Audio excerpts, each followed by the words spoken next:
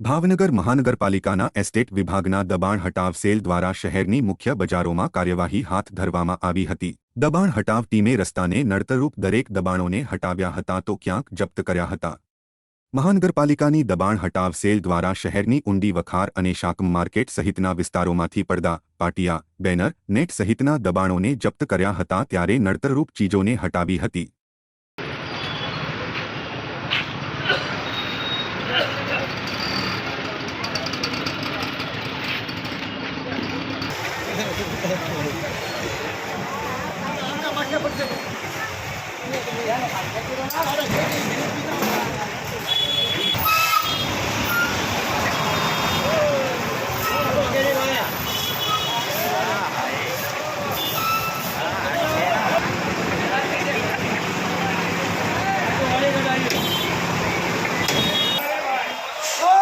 side માર્યો ના ઘડી